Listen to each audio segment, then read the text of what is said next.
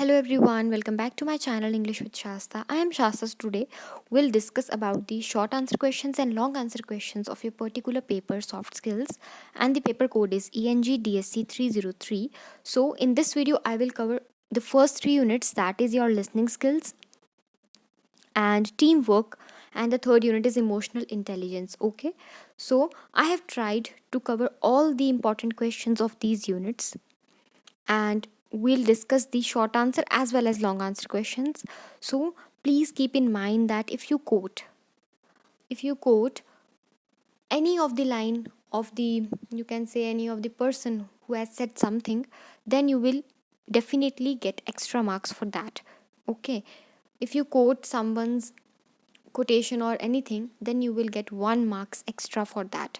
ठीक है, और ज़्यादातर बच्चे कोट नहीं करते हैं, भूल जाते हैं, लेकिन आपने ध्यान रखना है आपके जितने भी 4 एग्ज़ाम्स हैं ये वाले इंग्लिश वाले, चाहे वो SEC के हैं चाहे DSC के हैं, आपने उसमें कोट करना ही है.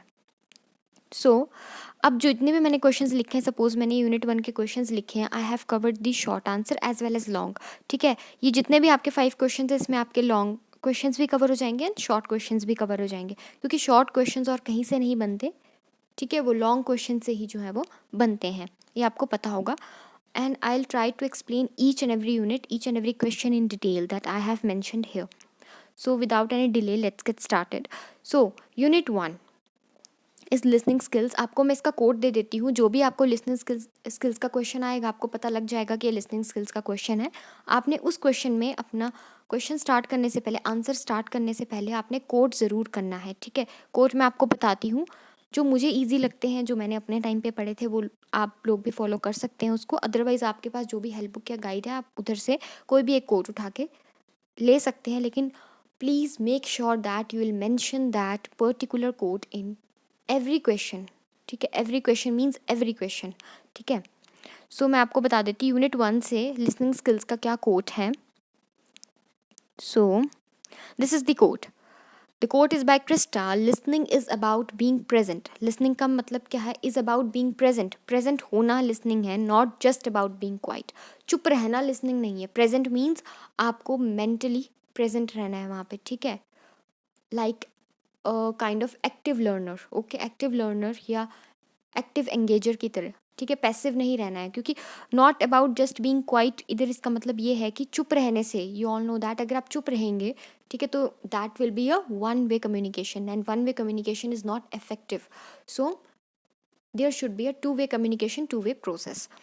ओके, ये कोट आप डाल सकते हैं वहाँ पे अपने क्वेश्चन में. So question number 1, what are listening skills, barriers to listening, how to overcome those barriers. अब जहाँ पे जिन पे डबल टिक लगे हैं, ठीक है, ये बहुत इंपॉर्टेंट है. अगर आपसे बाकी के 5 क्वेश्चंस नहीं होंगे तो जहाँ पे डबल टिक लगा है उनको आप ज़रूर पढ़ लें.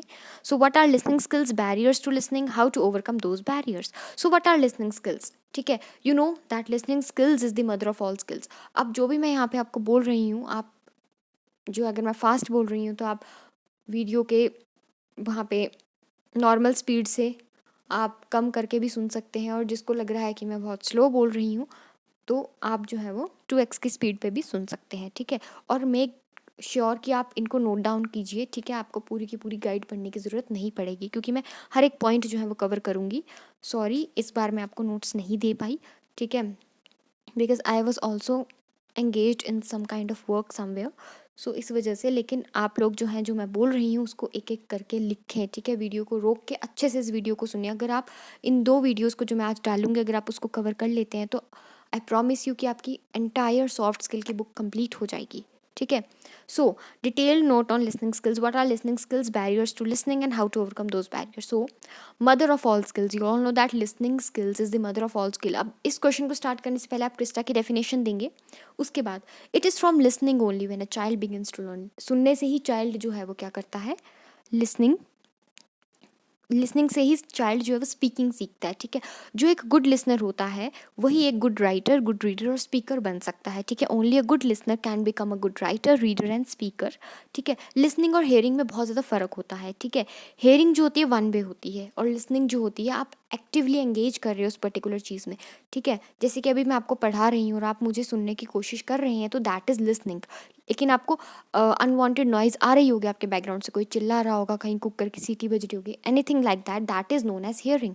लेकिन आप लोगों ने किस चीज़ पे फोकस करना है? लिसनिंग पे फोकस करना है, सुनने पे फोकस करना है, ठीक है। अब हियरिंग जो एक नेचुरल एक्टिविटी होती है, लिसनिंग जो होती है वो एक एक्वायर्ड एबिलिटी होती है, ठीक है, जिसको आप जो है वो अपनी मर्जी से जो है वो कॉन्शियसली आप उसको सुनना चाहते हैं। हियरिंग आप अनकॉन्शियसली सुनते हैं। सो प्रोसेस ऑफ लिसनिंग में क्या होता है? हियरिंग सबसे पहले आप सुनते हैं, फिर फोकस करते हैं, and in the mind you decode, and then you interpret, then you evaluate, and then you respond. So this is the process of listening. Next is barriers to listening. Barriers to listening क्या है? सबसे पहले आ जाता है number 1 semantic barriers. Again अगर ये barriers to listening आपको अलग क्वेश्चन आता है तो मेरे को अब रिपीट करने की ज़रूरत नहीं है, आप जो है वो कोट करेंगे, फिर लिसनिंग स्किल्स के बारे में थोड़ा बताएंगे, फिर आप उसके बाद बैरियर्स ऑफ लिसनिंग के बारे में बताएंगे, एट लास्ट कंक्लूजन ज़रूर दें। सिमेंटिक बैरियर्स क्या होते हैं? Semantic barrier SCMANTIC, okay.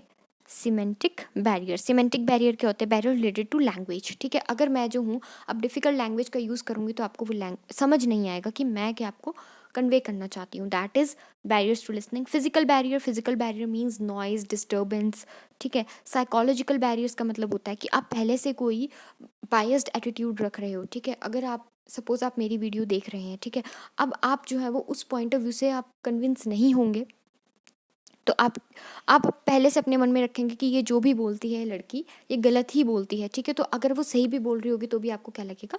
गलत ही लगेगा। So make sure that during listening, at the time of listening, you should be fully conscious that what the speaker wants to convey you, and you have to remove all the prejudices that are in your mind, okay. Fourth is the organizational barrier. Organizational barrier means if you're working in some sort of organization and the rigid rules of organization, and you are not giving a chance to speak, and your suggestions are not accepted, so this is known as organizational barriers. Next is your selective listening. Selective listening का मतलब है कि आप जो सुनना चाहते हैं, जैसे कि अभी आप भी वीडियो देख रहे हैं, आप कुछ पॉइंट सुनेंगे, कुछ पॉइंट नहीं सुनेंगे, you will neglect some points कि ये हमें पता है, ठीक है, और वही फिर एग्जाम में भूल जाएंगे कि लिखना क्या है। सो ये आ जाता है आपका selective listening. Frequency gap, sixth barrier is frequency gap, जिसमें इंटोनेशन मीन्स वॉइस कितनी आ रही है पर्सन की, ठीक है, पिच कितनी है उसकी, पिच, वॉइस, ये सब जो है वो इंटोनेशन में आते हैं। वॉल्यूम की वेरिएशन की, अभी मैं फास्ट बोल रही हूँ, स्लो बोल रही हूँ, कितनी मेरी वॉल्यूम है, कितनी एक्यूरेसी से मैं बोल रही हूँ, that all comes under the frequency gap. Seventh is hearing problems, कोई डेफ भी हो सकता है, या कभी कभी स्पीकर और जो लिसनर होता है उसके बीच में डिस्टेंस बहुत होता है। Eighth is your cultural barrier. Cultural barrier में क्या होगा कि कल्चरल डिफरेंसेस होंगे, ठीक है। Suppose that I am from Kangra district, ठीक है, तो आप किसी और डिस्ट्रिक्ट से ये वीडियो देख रहे हैं, तो अगर मैं अपनी लैंग्वेज में कुछ बोलूँगी तो आप लोगों को जो है वो डिफ़िकल्ट हो जाएगा वो समझने में, इसीलिए हो जाता है आपके कल्चरल बैरियर। अब इनको ओवरकम कैसे करना है? ओवरकम दोज बैरियर्स, तो ओवरकम करने के लिए you very well know that कि जब लिसन कर रहे हैं तो कोई इंटरप्ट ना करे स्पीकर को, बातें ना हो, नो टॉकिंग वाइल लिसनिंग, जितने भी एक्सटर्नल नॉइज़ है उनको रोक दिया जाए, कोई प्रिजुडिसेस नहीं होने चाहिए पहले के, माइंड जो है वो किसी भी इमोशन नहीं आना चाहिए आपके माइंड में, आप एक्टिव स्पीकर बनिए, लिसनर बनिए।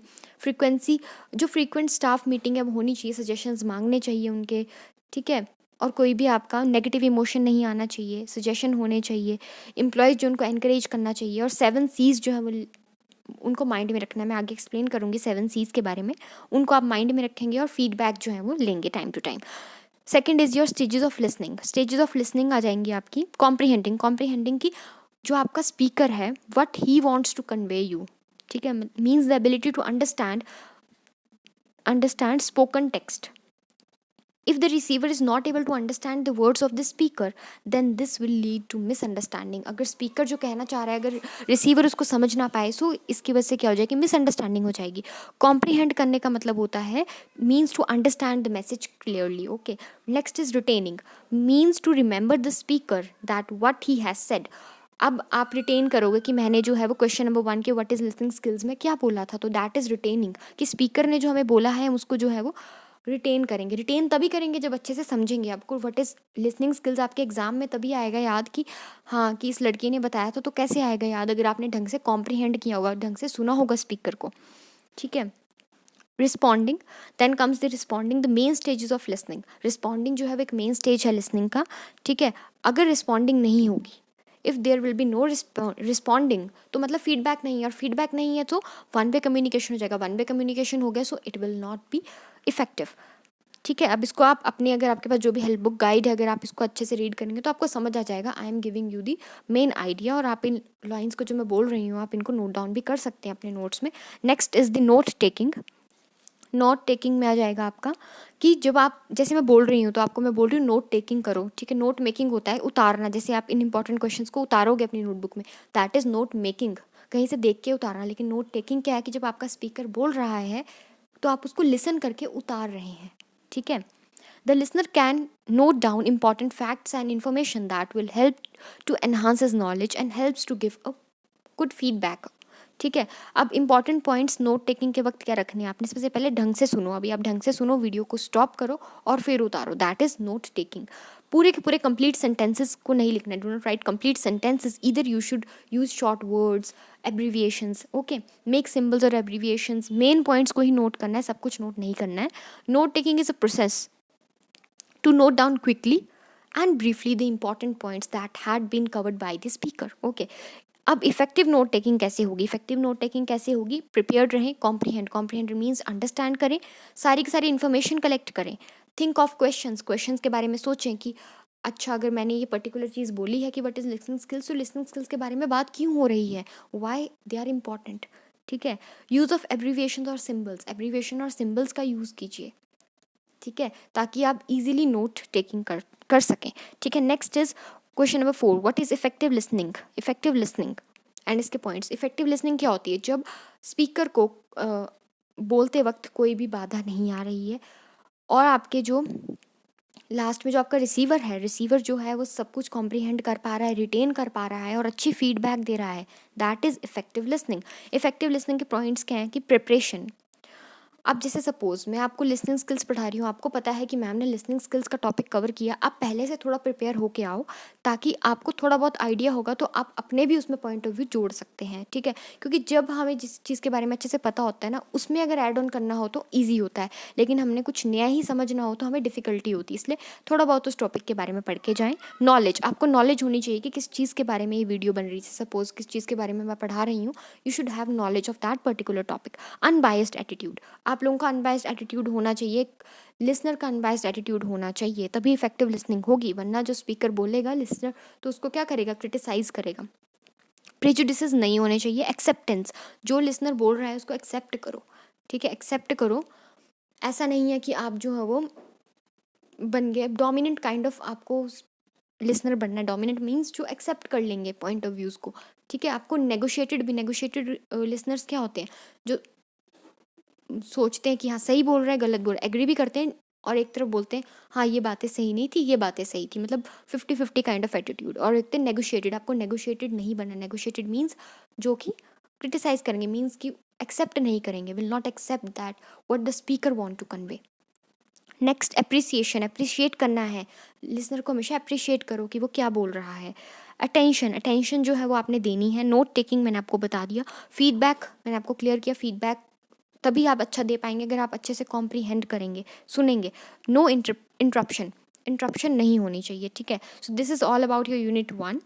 फीडबैक जो मैं आपको अच्छे से बता देती हूँ। अब लिसनिंग के इंपॉर्टेंस मैं आपको ऐसे बता देती हूँ कि good relations are built, healthy work environment, feeling of empathy. Empathy means कि आप किसी को समझ रहे हैं लेकिन अपने आप को उसकी जगह रख के समझ रहे हैं। और सिंपैथी का मतलब होता है सिर्फ आप शो करते हो कि आप उनके लिए जो हो वो सिंपैथाइज हो, मतलब आप उनकी केयर कर रहे हो, ठीक है। लेकिन एम्पैथी होती है कि हम अपने आप को उस पर्टिकुलर पर्सन की जगह रख के देख रहे हैं।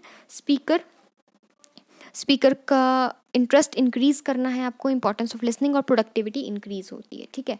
फीडबैक क्या है, फीडबैक का मतलब होता है response by which speaker get to know message is conveyed और नॉट। स्पीकर पता लगा सकता है फीडबैक से कि मैं आपको अभी समझा रही हूँ, अगर मैं आपसे वही क्वेश्चन आपसे कोई पूछ लूँ कोई क्वेश्चन, तो अगर आप आंसर दे पाएंगे कमेंट सेक्शन में, it means that you are a good listener. तो फीडबैक जो है बहुत इंपॉर्टेंट है, because it's a kind of response by which speaker gets to know that message is conveyed और नॉट, ओके। कम्युनिकेशन हमेशा 2 वे होती है, याद रखना। सबसे पहले स्पीकर, फिर मैसेज लिसनर तक जाता है, फिर उसके बाद लिसनर फीडबैक देता है, और जो फीडबैक होता है वो क्या होता है, स्पीकर का रिस्पॉन्स होता है, ठीक है। Can be verbal, gestural, body language. आपकी फीडबैक कैसी भी हो सकती है, क्लैपिंग से भी हो सकती है फीडबैक, या आप बोल सकते हैं बॉडी लैंग्वेज। आपकी बॉडी लैंग्वेज आपको है ना एक पूरी की पूरी बिजनेस कम्युनिकेशन में, आई थिंक ये पूरी की पूरी यूनिट काइनेसिक्स प्रॉक्सिमिक्स की, ठीक है। और वर्बल, वर्बल मीन्स कि आप कमेंट या सजेशंस देंगे, है ना, इस तरीके से। बॉडी लैंग्वेज में से आपका जाता है ना कि अगर आप अच्छे से बैठे हैं, ध्यान से सुन रहे हैं, तो it means you are attentive. तो in this kind of way feedback can go on. Next, for a good feedback क्या होना चाहिए, अच्छे फीडबैक देने के लिए, अगर आप अच्छा फीडबैक तभी दे पाएंगे अगर आप कॉम्प्रीहेंड करेंगे, आप लिसन करेंगे, अटेंशन देंगे, नोट टेकिंग करेंगे और कॉन्सेंट्रेशन से सुनेंगे और इंटरेस्ट के साथ सुनेंगे, तभी आपका क्या होगा, फीडबैक अच्छा होगा, ठीक है। तो ये थे आपके यूनिट 1 के। अब इसमें से ही आपके जो है शॉर्ट क्वेश्चंस बनने वाले हैं, don't worry. Short questions comprehending पे भी आ सकता है आपको, रिस्पॉन्डिंग पे भी आ सकता है, note taking, what is note taking अकेला भी आ सकता है, व्हाट इज़ फीडबैक आपको अकेला भी आ सकता है। और जिसने ये सारे नहीं करने होंगे, ठीक है, मैंने आपको आइडिया तो दे ही दिया, आपने नोट डाउन भी कर लिया होगा, तो वो क्या कर सकते हैं, जो डबल टिक वाले हैं ना, इनको पढ़ लें अच्छे से। Next is your team work. So coming to the team work, मैं आपको इसका भी एक कोड दे देती हूँ जो आप कोड कर सकते हैं। सो इसमें डेफिनेशन है MATTIE, मैटी क्या बोलते हैं, unity is strength, unity is strength. मैं ऐसे लिख रही हूँ, फास्ट आप ढंग से लिख लेना। Where there is a team work, where there is a team work, wonderful things can be achieved, ठीक है। जहाँ पे टीम वर्क होगा वहाँ पे wonderful things can be achieved. Unity strength, where there is a team work, wonderful things can be achieved, okay. So coming to unit 2, what is soft skills. Soft skills क्या होती हैं, soft skills are the skills required to survive in environment, combination of soft talking and polite words. Soft skill means the ability to use right language in the right time and use of a good and right vocabulary. Okay, समझ आ रहा होगा आपको। Soft skill के 3 main aspects क्या हैं, attitude, communication and etiquettes. Etiquettes are very very important. जैसे आप किसी कंपनी में जाएंगे, सो कंपनी आजकल क्या देख रहे हैं, किसी भी ऑर्गेनाइजेशन में सॉफ्ट स्किल्स आपके चेक किए जाएंगे, ठीक है। इमोशनल इंटेलिजेंस देखी जाएगी, they are very very important. Presence or absence of soft skill can recognized easily. If you want success, then soft skills are essential. Soft skill reveal the inner self of a person. Communication skills, writing skills, body language skills reflect the personality. ठीक है, ये soft skill के अंदर ही आ जाएंगे। Soft skill जो है वो great demand में है in present corporate environment. If some company wants to hire some person for a particular work, then they will particularly looks for your soft skills. Okay, so this is soft skills, ठीक है। आप इसको और elaborate कर सकते हैं अपनी guide या हेल्प बुक कहीं से भी, पर मैंने आपको आइडिया दे दिया कि सॉफ्ट स्किल क्या होते हैं। पोलाइट वर्ड्स का यूज़ करना, राइट लैंग्वेज राइट टाइम पे यूज़ करना, अच्छे कॉम्बिनेशन ऑफ वर्ड्स का यूज़ करना, वोकैबुलरी अच्छी होनी चाहिए, ठीक है। और आपका एटीट्यूड कैसा, आपका कम्युनिकेशन कैसा है, वो सब इसमें देखा जाता है। Next is your team work. Team work, yes, team work भी इसी के अंदर आएगा आपका, ठीक है। टीम वर्क क्या होती है, तो आपको पता है team is a group of members who work together for a common purpose. Goal same है, ठीक है, गोल इन लोगों का सेम होता है। टीम वर्क से एनहांस हो जाता है आपका टीम स्पिरिट, कॉपरेशन की फीलिंग आती है, कॉपरेट करते हैं ना, हम एक दूसरे के साथ एडजस्ट करते हैं और हम टीम वर्क से कुछ भी अचीव कर सकते हैं। स्किल्स जो हैं टीम वर्क के लिए, हमें क्या स्किल्स चाहिए, अप्रिशिएट करना चाहिए हमें एक दूसरे को, और आपको काम भी करना है। ये नहीं कि बस बैठे रहे और बाकी सब काम करते रहे। 10 टीम मेंबर्स हैं तो 9 are working and the 1 is sitting ideally, कि उसको तो कोई काम ही नहीं है। अंडरस्टैंडिंग होनी चाहिए, कंट्रीब्यूशन आपने करना है, ओपिनियन को एक्सेप्ट करना है, अपने ओपिनियंस आपने देने हैं, कॉम्प्रोमाइज़ करना है, क्रिएट्स एंथुजियाज्म। ओके, एंथुजियाज्म को जो आपने क्रिएट करना है। Now what is communication. Communication की मैं आपको डेफिनेशन दे देती हूँ। कम्युनिकेशन का आप याद रखें कि कम्युनिकेशन आपके बिजनेस कम्युनिकेशन में भी आपने लिखनी है, एकेडमिक में भी लिखनी है, सॉफ्ट स्किल में भी लिखनी है, ठीक है। तो इन तीनों में आप कम्युनिकेशन एक बार समझ लें अच्छे से, तो आप सेम ही डेफिनेशन लिख सकते हैं। जैसे कि अनीता की डेफिनेशन है, अनीता RODDICK, अनीता रोडिक, इनकी डेफिनेशन है communication is the key. Communication को मैं CUMM डॉट लिख रही हूँ शॉर्ट में, is the key to any global business. Communication is the key to any global business. इसको आप हर एक अपने क्वेश्चन में कोट करेंगे। सो कम्युनिकेशन में आप कैथ डेविस की भी दे सकते हैं, DAVIS। डेविस क्या बोलते हैं? Process of passing information from one person to another. You all know that. Communication का मतलब क्या होता है? Exchanging of ideas from one person to another, exchange of feelings, emotions and information, note down these things. And social interaction is comes under the communication, involves individuals, means two or more individuals are involved in this communication process, can be in organization or personal, ठीक है। Two way process होता है, to understand that receiver had understood the message, we must get a feedback. Success जो होता है किसी भी business का, that depends upon the ability and communicating skills. We communicate in different ways through verbal communication, gestures etcetera. Print media इसमें आ जाता है आपका, ठीक है। अब टाइप्स में क्या आ जाएगा आपका? टाइप्स में आ जाएगा one way, two way. One way आ जाएगा आपका, मीन्स फीडबैक नहीं होगी, सिर्फ स्पीकर हैज़ हिज से, स्पीकर अपना बात कहेगा, नो फीडबैक, जैसे कि रेडियो न्यूज़पेपर्स में। और टू वे क्या आ जाएगी कि फीडबैक आप देंगे, मोर इफेक्टिव तरीके से मैसेज कन्वे हुआ है नहीं हुआ है आपको पता लगेगा, अंडरस्टैंडिंग आपकी अच्छी है कि नहीं है वो पता लगेगा। और डिबेट्स और डिस्कशंस में होता है ऐसा, ठीक है। नेक्स्ट इज वर्बल, वर्बल और non verbal, second type of communication. So verbal में क्या हो जाएगा? थ्रू स्पोकन वर्ड्स, ओरल भी हो सकते हैं, रिटन भी हो सकते हैं। आपको पता है ना, ये लिखी हुई चीज़ भी, ये सब लिखा हुआ भी क्या है? वर्बल कम्युनिकेशन है, ठीक है। फेस टू फेस भी होती है, ओरल, रिटन होती है। और अब आ जाएंगे इसके एग्जाम्पल, टेलीफोन और वीडियो कॉन्फ्रेंसिंग। नॉन वर्बल में आ जाएंगे facial expressions, gestures, body language, signals, ठीक है, आई मूवमेंट्स, ये सब आ जाएंगे इसमें। Most of human communication is non verbal. Human communication, most of human communication non verbal होती है, ठीक है, याद रखना है। फॉर्मल में आ जाएगा आप इनफॉर्मल। फॉर्मल में आ जाएंगे आपके किसी ऑब्जेक्टिव के लिए जो की जाती है, किसी पर्पस के लिए, जैसे कि आपके एकेडमिक राइटिंग जो होती है वो किसी ऑब्जेक्टिव के लिए की जाती है, that is the formal way of communication. Official purpose होता है, it can be upward. Upward का मतलब क्या होता है? डाउनवर्ड। डाउनवर्ड का मतलब क्या होता है कि हायर अथॉरिटी से एम्प्लॉयज़ की तरफ। और अपवर्ड का मतलब क्या होता है? अपवर्ड होता है कि जो आपके एम्प्लॉयज़ हैं वो आपके बॉस तक पहुंचाते हैं जब चीज़ें, ठीक है। तो एम्प्लॉयज़ अगर बॉस तक पहुंचाएंगे तो वो सजेशंस की फॉर्म में पहुंचाएंगे। और डाउनवर्ड में क्या होगा? चेन ऑफ कमांड होगी कि पहले बॉस फिर मैनेजर को बोलेगा, मैनेजर फिर आगे एम्प्लॉयज़ को बोलेगा। So that is a chain of command, और एक कमांड होगी एक, ठीक है, ऑर्डर होगा। अक्रॉस और लेटरल, अक्रॉस और लेटरल मीन्स जो आप कलीग्स में करते हैं, सेम अपने सेम लेवल वालों में, ठीक है। इनफॉर्मल क्या होती है? जैसे कि हमारी डे टू डे लाइफ की जो कम्युनिकेशन होती है, सोशल गैदरिंग्स होती है। Next is interpersonal. इंटरपर्सनल क्या होता है कि दो और मोर पर्सन्स के बीच में होगी, ठीक है। अगर ये टेलीफोन मीडिएटेड होगी, ठीक है, तो ये जो हो जाएगी वो इनडायरेक्ट आ जाएगी। और अगर स्पीकिंग डायरेक्ट स्पीकिंग होगी, टेलीफोन पे होगी तो इनडायरेक्ट इंटरपर्सनल। और अगर आपकी स्पीकिंग डायरेक्टली होगी तो आपकी क्या आ जाएगी? Direct interpersonal communication. Next intrapersonal. Intrapersonal अच्छे से याद रखना कि जो हम दिमाग के अंदर जो हम कम्युनिकेशन करते हैं ना, सोचते रहते हैं कुछ ना कुछ, वो होता है within a person's mind, that is known as intrapersonal communication. It is done before interpersonal communication. जब भी हम इंटरपर्सनल कम्युनिकेशन करने लगते हैं, मैंने आपसे बात कर रही हूँ अभी इस वक्त, ठीक है, I am talking to you. So मैं जो हूँ वो पहले इंट्रापर्सनल कम्युनिकेशन कर रही हूँ। I am thinking in my brain that what I have to convey you, what I want to say you, ठीक है। तो वो क्या हुई? मेरी अंदर इंटरपर्सनल हुई, उसके बाद ही आपकी जो इंटरपर्सनल कम्युनिकेशन होती है। It is done before interpersonal communication, जैसे कि ड्रामा में होता है, साइड में होता है ना। सोलिलोक्वी आपने पढ़ा होगा सेकंड ईयर में।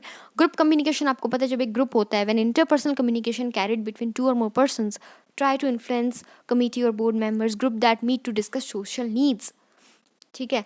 पब्लिक कम्युनिकेशन क्या होती है? नेक्स्ट पार्ट ऑफ कम्युनिकेशन है पब्लिक, जिसमें एक पर्सन जो है वो काफ़ी ज़्यादा पब्लिक से, जैसे मैं अभी क्या कर रही हूँ? पब्लिक कम्युनिकेशन कर रही हूँ। मैं एक पर्सन हूँ, सिंगल स्पीकर हूँ, काफ़ी ज़्यादा ऑडियंस होगी इस वक्त, ठीक है। That is known as public communication. Politicians भी आपके ऐसा ही करते हैं। फिर आपने स्टैंड अप कॉमेडीज देखी होंगी, that also comes under the public communication. Next is mass communication. Mass communication कि आप बहुत ज़्यादा बड़े मास से बोल रहे हो, जैसे कि communication with large group by use of print media like newspaper, TV etcetera. फिर आ जाएगा आपका next part of communication, next kind of communication, wheel network. Wheel network का मतलब क्या होता है? लीडर जो है आपका सेंटर में है और आसपास जो है वो कम्युनिकेशन जो है वो उसके आसपास जो है वो हो रही है। Web network. वेब नेटवर्क का मतलब क्या होता है कि सारे के सारे मेंबर्स को एनकरेज किया जाता है कि तुम लोग भी क्या करो? कम्युनिकेट करो। Communication is important in organisation, हाँ इंपॉर्टेंट है, ताकि गुड रिलेशन बने, to make good relation. Second, to achieve goals और targets. Third, essential for proper planning. Fourth, healthy work environment. Fifth, can work better on project. 6th, job satisfaction. Okay, job satisfaction मैंने आपको types बता दिए, form बता दिया, modes बता देती हूँ। मोड्स क्या जाते हैं आपके, linear model of communication. Linear model of communication को ट्रांसमिशनल मॉडल भी बोलते हैं। इसमें क्या होगा, ये वन वे होता है, ठीक है, ये टू वे नहीं होता, वन वे होता है। Sender will encode the message and channelling it to the receiver. Sender जो है वो एनकोड करेगा मैसेज को और सीधा का सीधा जो है मैसेज पहुंच जाएगा रिसीवर तक। उसके बाद रिसीवर जो है वो आगे कोई फीडबैक नहीं देगा। सेंडर जो है किसी चैनल्स के थ्रू, मतलब चैनल मीन्स मीडियम का यूज़ करेगा मैसेज को ट्रांसमिट करने के लिए। Sender transmits message via channels means via mediums. Straightforward communication होगी। मार्केटिंग और बिजनेस वर्ल्ड में ऐसा ही किया जाता है, ठीक है। Interactive model of communication, second model of communication आ जाएंगे आपके इंटरेक्टिव। टू वे कम्युनिकेशन, ये आपको पता है, मैं आपको पहले बता चुकी हूँ, जिसमें फीडबैक भी होता है। जैसे इंटरनेट इंटरेक्टिव है आपका, याद रखना, इंटरनेट क्या है, इंटरेक्टिव है। वो अपने पॉइंट ऑफ व्यू देता है ना, तो इंटरनेट आपका इंटरेक्टिव है। Third, transactional model of communication, जिसको आप सर्कुलर मॉडल भी बोलते हो, ठीक है। सेंडर और रिसीवर के बीच में मैसेज तो एक्सचेंज होंगे, लेकिन क्यों होंगे, ताकि हेल्दी रिलेशनशिप बने, हेल्दी रिलेशनशिप बने, ठीक है। सेंडर और रिसीवर दोनों कम्युनिकेटर होंगे, दोनों जो है वो मैसेज एक्सचेंज करेंगे। जैसे अभी मैं क्या वन वे कम्युनिकेशन कर रही हूँ, ठीक है, लेकिन अगर आप लोग भी बोल रहे होते, मैं भी बोल रही होती, ठीक है, दोनों बोल रहे होते सेम टाइम पे, तो क्या होता है, ट्रांजैक्शनल मोड ऑफ कम्युनिकेशन होती है, ठीक है। इसको सर्कुलर मॉडल भी बोलते हैं, ठीक है। Used in interpersonal communication. Interpersonal communication ऐसे ही होती है ना, ग्रुप डिस्कशंस वगैरह, और इसमें आपके ईगो, प्रेजुडिसेस, बायसेस वगैरह ये इसके बैरियर्स होते हैं, ठीक है। इसका एक डायग्राम भी होता है, अगर आप नेट में सर्च करेंगे तो आप डायग्राम भी बना सकते हैं इन तीनों का, ठीक है। उसके बाद आ जाएगा आपका फीडबैक। मैं आपको ऑलरेडी बता चुकी हूँ, फीडबैक मैं आपको बता चुकी हूँ, आपको इंपॉर्टेंस भी पता होगी, फीडबैक इंपॉर्टेंस क्यों होता है, इंपॉर्टेंट फीडबैक, ठीक है। अभी आप मुझे बताएंगे कमेंट में, दिमाग लगाओ कि फीडबैक इंपॉर्टेंट क्यों होता है। Next, 7 C's of communication. Clarity, clear information होनी चाहिए आपकी स्पीकर, ठीक है, स्पीकर जो है वो क्लियर तरीके से बोले। सेकंड, कंसाइजनेस, CONSCISENESS, मतलब टाइम का आपको ध्यान रखना है, ज़्यादा लंबा भी नहीं, ज़्यादा छोटा भी नहीं। कोहेसिवनेस, एक्यूरेट, COHESIVENESS, कोहेसिवनेस का मतलब है एक्यूरेट इन्फॉर्मेशन देनी है। कंप्लीटनेस, कंप्लीटनेस मीन्स कि कंप्लीट इन्फॉर्मेशन देनी है, उस इन्फॉर्मेशन में why, what, where, when, how, ये सारे के सारे 5 W's और 1 H क्वेश्चन जो है वो आंसर होना चाहिए। 1 H मीन्स 1 हाउ, मतलब जो भी आप इन्फॉर्मेशन दोगे उसमें कब, कहाँ, कैसे हुआ, किसने किया, सब होना चाहिए। Compactness, 5th is compactness means आपका इलस्ट्रेशंस होनी चाहिए यूज़, कंटेंट अच्छा होना चाहिए। करेक्टनेस, करेक्ट इन्फॉर्मेशन दोगे आप, गलत इन्फॉर्मेशन मिसलीड नहीं करोगे स्पीकर्स को। 7th is courteousness, TEOUSNESS। Friendly tone होनी चाहिए, पोलाइटनेस होनी चाहिए। कैंडिडनेस, CANDIDNESS, ठीक है। मैंने आपको 8 बता दिया, अब आपको जो 7 याद रहेंगे आप उन 7 को याद कर लेना। कैंडिडनेस का मतलब होता है स्ट्रेट फॉरवर्ड, फ्रैंक होना चाहिए, बीटिंग अबाउट द बुश नहीं होना चाहिए, मतलब टाल मटोल नहीं करना है आपको, टू द पॉइंट आपको बोलना है, ठीक है, समझ गए। अब ये जो है वो क्या आ गया आपके यूनिट 2 के आगे, आपको ये आ गया आपके यूनिट 2 के। अब ग्रुप डिस्कशन भी आपको बता देती हूँ। ग्रुप डिस्कशन क्या होती है, जब आपको बता दिया मैंने, group decision making, group discussion एक ही बात होती है कि जब इंटरपर्सनल कम्युनिकेशन जो होती है 2 या 2 से ज़्यादा के बीच में होती है, उसको बोलते हैं ग्रुप डिस्कशन। इसके लिए एबिलिटीज़ क्या चाहिए, मैंने आपको बताया था, अप्रिसिएशन करना है, gestural communication, patience, language, listening, oral communication अच्छी होनी चाहिए, सब्जेक्ट लैंग्वेज के बारे में पता होना चाहिए, क्लैरिटी होनी चाहिए, ठीक है। और अब आ जाता है आपका sense of responsibility. Sense of responsibility क्या है, रिस्पॉन्सिबिलिटी इज अकाउंटेबिलिटी और what one has done, only person who are trustworthy, ठीक है, who take full ownership. Sense of responsibility का मतलब क्या होता है, sorry for the background noise, अब हर किसी को तो मैं रोक नहीं सकती ना। रिस्पॉन्सिबिलिटी का मतलब क्या होता है कि आप अकाउंटेबल हो, जो भी आपने किया है, जैसे मैंने वीडियो बनाई है, I M accountable, I have the ownership of this particular video. मैंने वीडियो बनाई है तो मैंने ही बनाई है, ठीक है, मैं इसकी रिस्पॉन्सिबिलिटी ले रही हूँ। लेकिन अगर मैं यहाँ पे नहीं लेती तो इसका मतलब है मेरे में सेंस ऑफ रिस्पॉन्सिबिलिटी नहीं है। और आप लोगों में भी क्या होनी चाहिए, सेंस ऑफ रिस्पॉन्सिबिलिटी होनी चाहिए, आपको पता होना चाहिए कि डूज़ क्या है, डोंट्स क्या है, ठीक है। सेंस ऑफ रिस्पॉन्सिबिलिटी जो है वो हर एक चीज़ के लिए फेयर अंडरस्टैंडिंग होनी चाहिए, ठीक है, आपके आपस में अंडरस्टैंडिंग अच्छी होनी चाहिए, ठीक है। अगर आपने कोई काम किया है तो एक्सेप्ट करो that you have done this particular kind of work, ठीक है। अब जो सेंस ऑफ रिस्पॉन्सिबिलिटी जब आपको आ जाती है तो आपको डर नहीं लगता. It helps to get rid out of fear, anxiety, anger etcetera. ठीक है, एक्सक्यूजेस नहीं होने चाहिए. ठीक है, रिजल्ट जो भी हो एक्सक्यूजेस नहीं होने चाहिए. ठीक है, वन शुड नॉट आर्ग्यू नहीं करना है. ठीक है, और इफ़ और बट्स की भी प्लेस नहीं होनी चाहिए. No place for ifs and buts and ifs and buts also. ठीक है, if one has taken responsibility then he और she is able to give much of time to accomplish that particular task. अगर आपने कोई task लिया उसको accomplish करो. ठीक है, सरेंडर नहीं करना है. ठीक है, एस्केप नहीं करना है, एक्सक्यूज़ नहीं देने हैं. ठीक है, समझ गए. ये आपकी आ जाती है unit 2. Next is your unit 3. Unit 3 में आपको मैं बता देती हूँ आपको एक कोट आपने इसमें लिखना है पीटर का. क्या है, इमोशनल इंटेलिजेंस में EI लिख रही हूँ इसको शॉर्ट में. Is when you finally realize it's not all about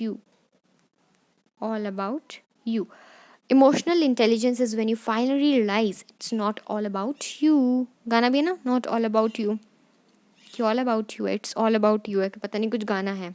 ठीक है, सो याद रखना कि emotional intelligence is when you finally realise it's not all about you. What do mean by EI, characteristics of EI. ठीक है, अब क्या है, EI का मतलब होता है इमोशनल माइंड.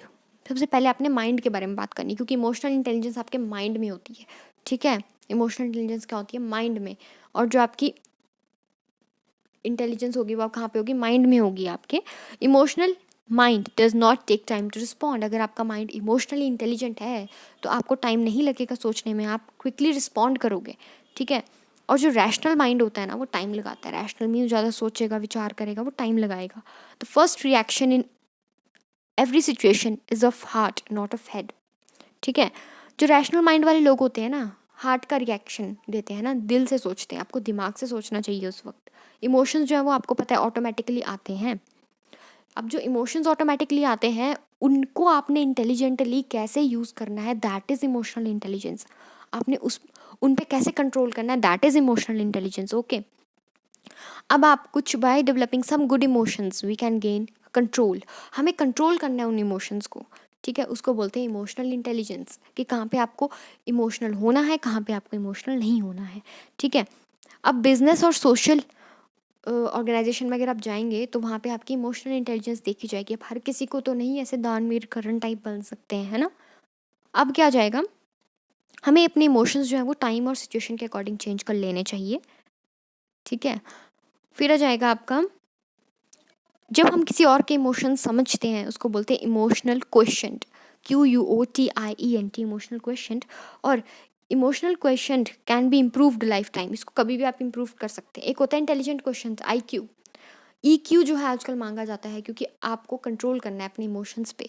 ठीक है, और वही पर्सन इंटेलिजेंट माना जाएगा इमोशनली भी जो अपने कंट्रोल कर लेगा इमोशंस. IQ क्या होता है, जो आपके डिग्रीज होते हैं, जो आपके पेपर्स होते हैं, दैट इज़ IQ. ठीक है, IQ जो है वो पर्सन के सक्सेस के बारे में बताता है, लेकिन EQ जो आपका रियल लाइफ में काम आता है. ठीक है, you can write this. Characteristics क्या आ जाएंगे, करेक्टरिस्टिक्स है इसके सेल्फ अवेयरनेस. ये आपको करेक्टरिस्टिक्स इंडिविजुअली भी शॉर्ट में लिखने के लिए आ सकते हैं. सेल्फ अवेयरनेस है, self regulation, third is motivation, fourth is empathy and fifth is social skill. So self awareness. अब सेल्फ अवेयरनेस की भी आपको एक अलग से कोट करना पड़ेगा. सेल्फ अवेयरनेस की कोट के लिए आप लिखेंगे, जॉन का है ये, जॉन नाम के पर्सन का, कि सेल्फ अवेयरनेस, अब मैं इसको फिर से वैसे लिख रही हूँ शॉर्ट में, self awareness means being aware of our mood, being aware of our mood and our thoughts. ठीक है, कि हमें अपने ही सेल्फ अवेयर, सेल्फ मीन्स अपना, अवेयर मीन्स अवगत. हमें अपने ही इमोशंस, अपने ही मूड से हमें पता होना चाहिए कि हमें हमारा मूड जो है वो कब कैसा है. ठीक है, सो सेल्फ अवेयरनेस का मतलब क्या होता है, it's the awareness of one's own feelings. With this we can get to know how we react, think or behave. It helps us to understand about our flaws in personality, help in improving us. हम अपने आप को improve करते हैं. अगर आपको पता होगा आप में क्या कमियां हैं तो आप उनको इम्प्रूव कर सकते हो, इसको बोलते हैं सेल्फ अवेयरनेस।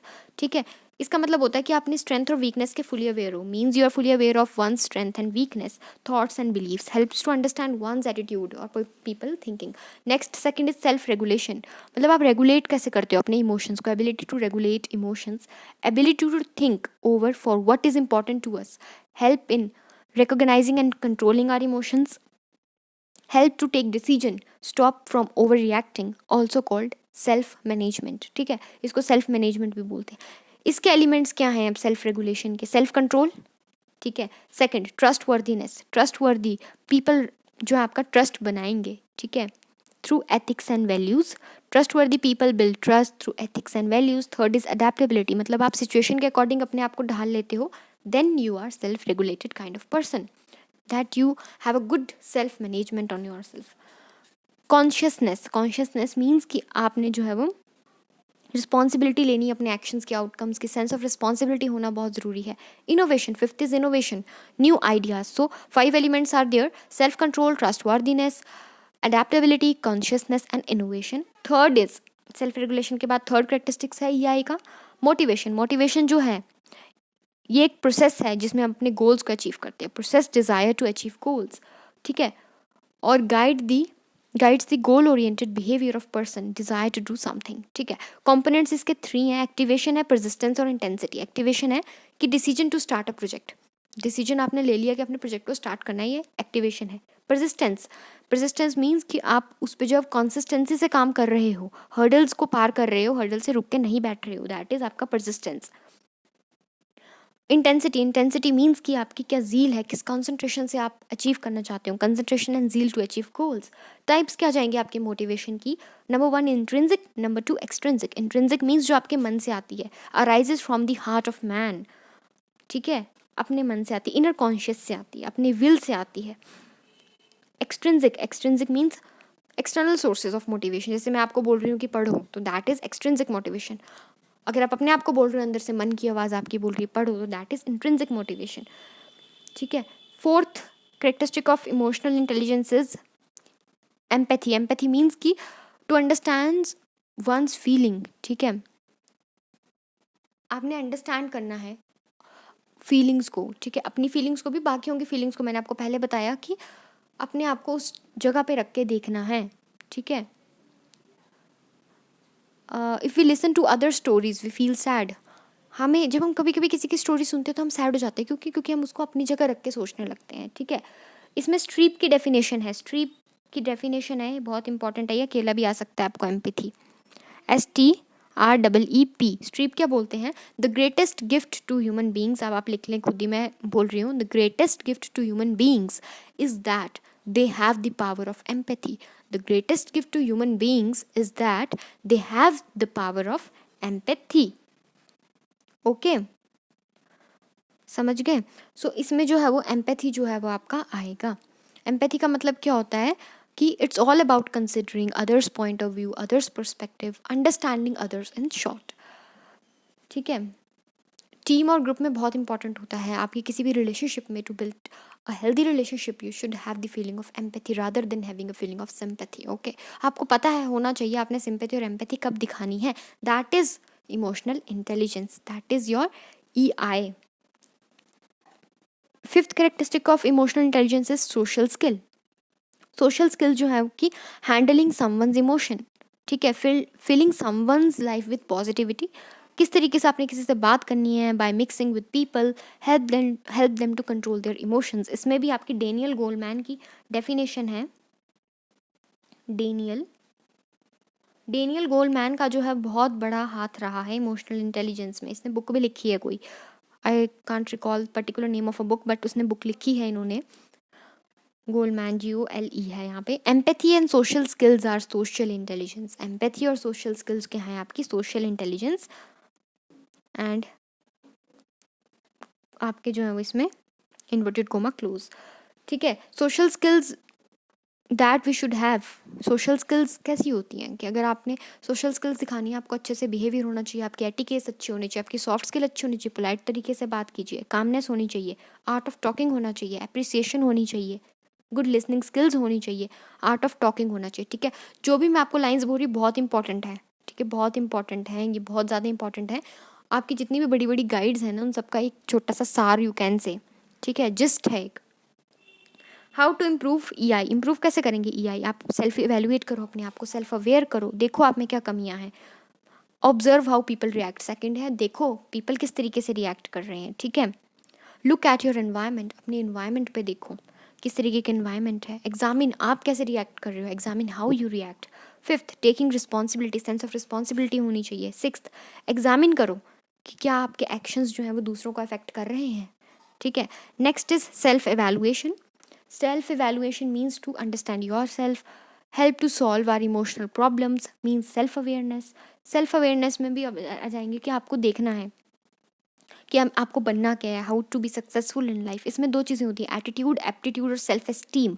एटीट्यूड का मतलब होता है कि आपका पॉइंट ऑफ व्यू क्या है, गुड है बैड है, किसी पर्टिकुलर सिचुएशन को लेके, किसी पर्सन। एटीट्यूड एक वो वाला नहीं है जो तुम लोग बोलते हो आजकल कि हाँ एटीट्यूड है इसमें बहुत ज़्यादा। एटीट्यूड का मतलब होता है कि गुड और बैड, क्या पॉइंट ऑफ व्यू है उसका, अच्छा पॉइंट ऑफ व्यू है किसी सिचुएशन को लेकर कि बैड पॉइंट ऑफ व्यू है। एप्टीट्यूड, एप्टीट्यूड होता है कि आपकी स्पेशल एबिलिटीज़, जो आपके अंदर टैलेंट्स हैं, ठीक है।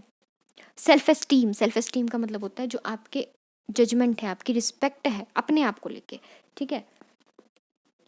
अब क्या है इसके बाद, स्ट्रेस। स्ट्रेस क्या, आपको पता है स्ट्रेस क्या होता है, natural way of responding to inner और आउटर स्टिमुलस, ठीक है। आउटर स्टिमुलस या आउटर चीज़ों की वजह से इनर अपने अंदर भी हो जाता है ना कभी कभी सोच सोच के। टाइप्स क्या होते हैं स्ट्रेस के, emotional, hormonal, chemical, nutritional, physiological, ठीक है।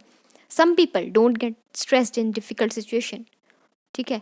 कुछ पीपल तो डिफिकल्ट सिचुएशन में स्ट्रेस नहीं फील करते, कुछ तो डिप्रेशन में ही चले जाते हैं। आपने वैसा नहीं बनना, डिप्रेशन में नहीं जाना है, ठीक है। इमोशनल इंटेलिजेंस पे फोकस करो कि ये रियलिटी में आपको मैंने भी बताया, IQ जो है वो आपकी क्या है, आपके good marks, good results IQ बताएंगे, लेकिन EI जो है वो आपकी लाइफ है, ठीक है। स्ट्रेस मैनेजमेंट, स्ट्रेस को मैनेज कैसे करना है, yoga, meditation. Third is massage. Fourth, talking to others, sharing करो अपने पॉइंट ऑफ व्यूज़ की। सिक्स्थ, क्वालिटी टाइम स्पेंड करो। Seventh, hobbies. Eighth is sleeping, सो जाओ, स्ट्रेस अपने आप मैनेज हो जाएगा। Eidetic imagery, very very important, short में आ सकता है। ये एक साइंटिफिक मेथड है। It studies how images of experience of our life is stored in the brain that affects our mind, ठीक है। हाउ इमेजेस ऑफ एक्सपीरियंस, हमारी जो एक्सपीरियंस जो हमने पूरी लाइफ में लिया है, हम जो ले रहे हैं एक्सपीरियंस, वो कैसे स्टोर है आपके माइंड में, ठीक है। और ये हमारे इफेक्ट कर, आपके ब्रेन में कैसे स्टोर है और इफेक्ट कैसे कर रहे हैं आप लोगों को, आप लोगों की बॉडीज़ को, that is eidetic imagery. They are stored in brain, ठीक है, ब्रेन में स्टोर होते हैं। और फ्यूचर में आपको जो है वो events brain related to those image. आपको कभी कभी होता है ना, कुछ आप काम कर रहे हो तो आपको अचानक याद जाता है कि आपने पहले भी कभी करा है, या आपने हाँ छोटे होते आपने ऐसा किया था, दैट इज़ इडैटिक इमेजरी। या आपके ब्रेन में जो है वो स्टोर हो गई होती हैं वो सारी चीज़ें, और आपको अचानक से याद आ जाता है कि हाँ हमने तब भी किया था तो बड़ा मज़ा आया था, ठीक है। जो भी हमारे इवेंट्स अच्छे अच्छे हैं चाहे बुरे इवेंट्स हैं, वो सारे के सारे ब्रेन में स्टोर होते हैं। व्हेन रिकॉल्ड, जब हम रिकॉल करते हैं पास इवेंट्स को, ठीक है, उसको बोलते हैं इडैटिक इमेजरी। इसमें आपको आपके काफ़ी ज़्यादा सोल्यूशंस वगैरह आपको मिल जाते हैं, सोल्यूशंस, आपको पावर्स का पता लगता है, आपको एबिलिटीज़ का पता लगता है, दैट इज़ इडैटिक इमेजरी। सो ये हैं आपके यूनिट 3 यूनिट्स जो मैंने कवर किए। Thank you so much. और ये वीडियो काफ़ी लॉन्ग हो गया, आई थिंक 43 या 44 मिनट्स का वीडियो हो चुका है। सो ये सारे पॉइंट्स आप फिर से मैं बोल रही हूँ बहुत ज़्यादा इंपॉर्टेंट है, एक भी पॉइंट मिस ना करें जो भी मैंने बोला है। हालांकि मैंने जल्दी बोला है क्योंकि मुझे पता है इतना टाइम नहीं है आप लोगों के पास भी, ठीक है। आपको क्विक सोल्यूशंस चाहिए होता है, तो क्विक सोल्यूशंस अब इतना भी क्विक नहीं होगा कि 10 मिनट्स की वीडियो में मैं आपको पूरी की पूरी बुक बता दूँ, ठीक है। It's not that much easy, लेकिन हाँ मैंने आपको ट्राई किया है कि सब कुछ मैं आपको, हर एक टॉपिक को मैंने कवर किया है। आप चाहे अपना सिलेबस देख लें अभी खोल के, हर एक चीज़ कवर की गई है और मैंने आपको बताया भी है, ताकि आप अगर आप अपनी हेल्प बुक या गाइड से अब आप पढ़ेंगे, ज़्यादा मटेरियल इकट्ठा करेंगे तो आपको दिक्कत नहीं होगी। अदरवाइज़ आप इन सब टॉपिक्स पे आप खुद भी लिख सकते हैं, ठीक है। खुद जितना लिखेंगे आपको याद रखना उतने ज़्यादा मार्क्स आपको मिलेंगे, क्योंकि गाइड्स सबकी सेम है ऑल ओवर हिमाचल, ठीक है। So remember this point and make sure to note, make sure that you are taking effective notes and good notes, ठीक है। सो नोट टेकिंग आपकी अच्छी होनी चाहिए। So thank you so much, and बाकी की 3 यूनिट्स मैं नेक्स्ट वीडियो में कवर करूँगी। Thank you so much.